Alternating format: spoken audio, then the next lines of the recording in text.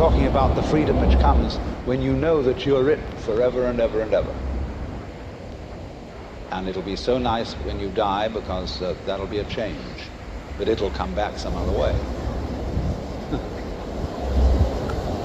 And when you know that and you've seen through the whole mirage, then watch out, because there may still be in you some seeds of hostility, some seeds of pride, some seeds of wanting to put down other people, or wanting just to defy the normal arrangements of life.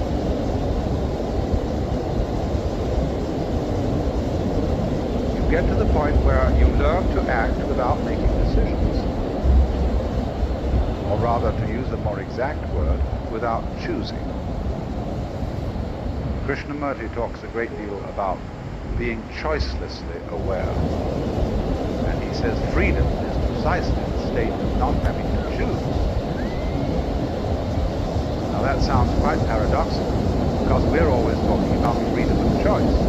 And choice is not a form of freedom in the sense of the word. What is choice in the sense of the word? Choice is the act of hesitation we make before making a decision.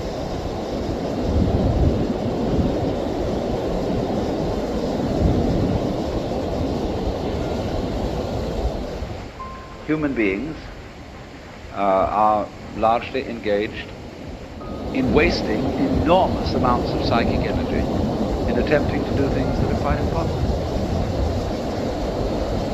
You know, as the proverb says, you can't lift yourself up by your own bootstraps. But recently, I've heard a lot of references in just general reading and listening, where people say, we've got to lift ourselves up by our own bootstraps. And you can't. And you can struggle and tug and pull till you're blue in the face, and nothing happens except that you've exhausted yourself. All sensible people, therefore, begin in life with two fundamental presuppositions.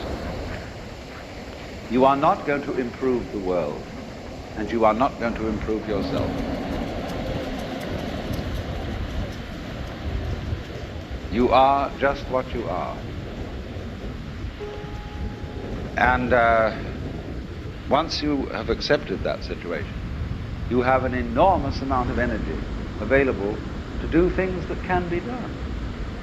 And everybody else looking at you from an external point of view will say, my God, how much so-and-so has improved.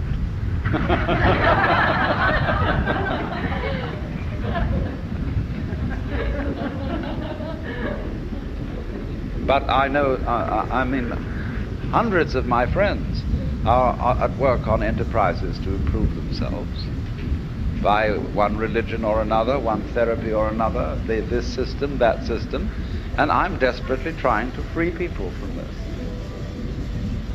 And I'm desperately trying to free people from this. And I suppose that makes me a messiah of some kind. But the thing is that you can't do it. One very simple reason, which I think most of you are by now familiar with, is that the part of you which is supposed to improve you is exactly the same as that part of you which needs to be improved. Oh my God. How about those apples? You think it was hot today? What a humidity. Oh, he said you were in a concentration camp.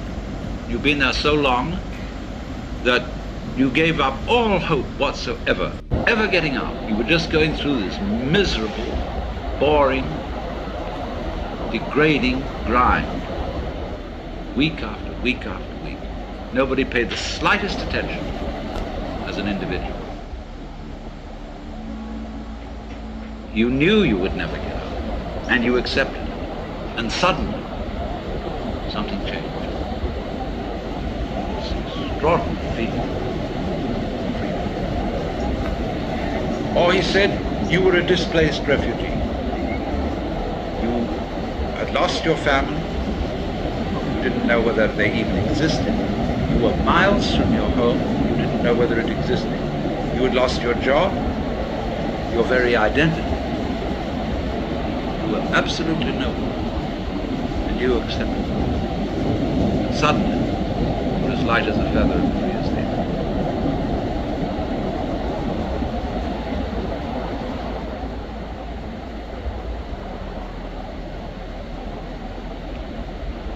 I won't wake up until I feel I deserve it.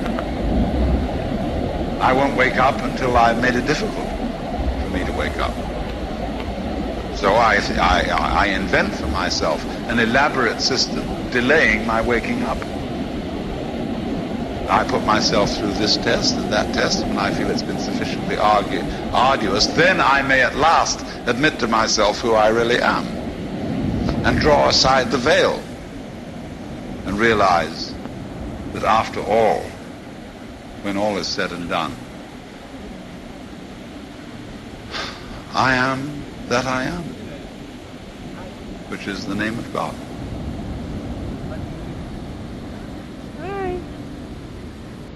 And when it comes to it, that's really rather funny.